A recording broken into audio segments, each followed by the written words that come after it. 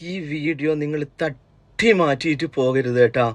ആ ഉമ്മാൻ്റെ കണ്ണുനീര് കാണുമ്പോൾ ഉണ്ടല്ലോ, പോറ്റി വളർത്തി വലുതാക്കിയ ആ മകൻ ഒരു ആണിനും വേണ്ടിയിട്ട് ഇങ്ങനെയുള്ള ഉമ്മാനെയും കുടുംബത്തിനെയും വിട്ട് ഇങ്ങനെയുള്ള പ്രവൃത്തികൾ ചെയ്യുന്ന കാണുമ്പോൾ ഒരു മാതാപിതാക്കൾക്കും ഈ ഒരു അനുഭവം എത്താതിരിക്കട്ടെ എന്നറിഞ്ഞ് നമ്മൾക്ക് എല്ലാവർക്കും പ്രാർത്ഥിക്കാം.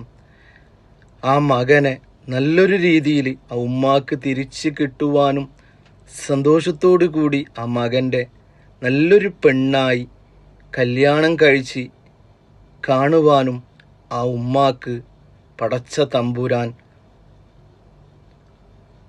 ഭാഗ്യം നൽകട്ടെ എന്നറിഞ്ഞ് പ്രാർത്ഥിക്കാം. എന്താണല്ലോ ഒരവസ്ഥ, തട്ടിമാറ്റരുത് കേട്ടാ.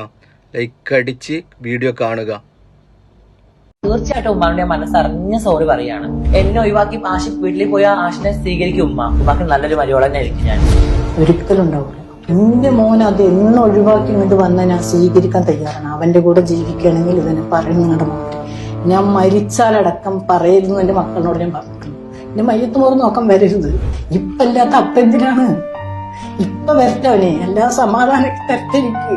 ഇത്ര കാലത്തിലടക്കം ആദ്യമായിട്ടാണ് അവൻ ഒറ്റക്കൊരു ഇന്റർവ്യൂവിന് വരുന്നത്. പറഞ്ഞ് പഠിപ്പിച്ചു കൊടുത്തിട്ട് ഇരുത്തിയ പോലെയാണ് എനിക്ക് തോന്നിയത്. അല്ലാണ്ട് ഇപ്പം പ്രണയിച്ച് കൈ മുറിച്ച് കാല് മുറിച്ച് എന്നൊക്കെ പറഞ്ഞത് വെറുതെ. ഇപ്പൊ ഈ ജാസി ഒരു പെണ്ണാണെങ്കിൽ ഞാൻ കെട്ടിച്ചു. ഇത് ആണും പെണ്ണും കെട്ടാനല്ലേ, ഒരിക്കലും ഞാൻ സമ്മതിക്കില്ല.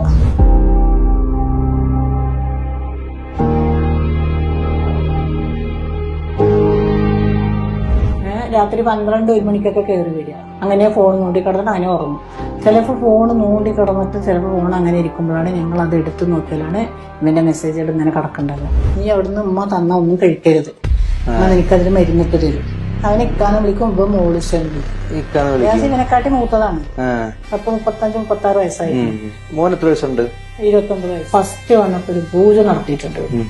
ഹിന്ദുക്കളുടെ ആചാരത്തില് അമ്പലത്തിൽ പോയിട്ട് ചെയ്തു. സാത്തനെ കുടി വെക്കുക. ഒരു ഇറുക്കത്ത് കത്തി ഇങ്ങനെ കത്തിയിട്ട്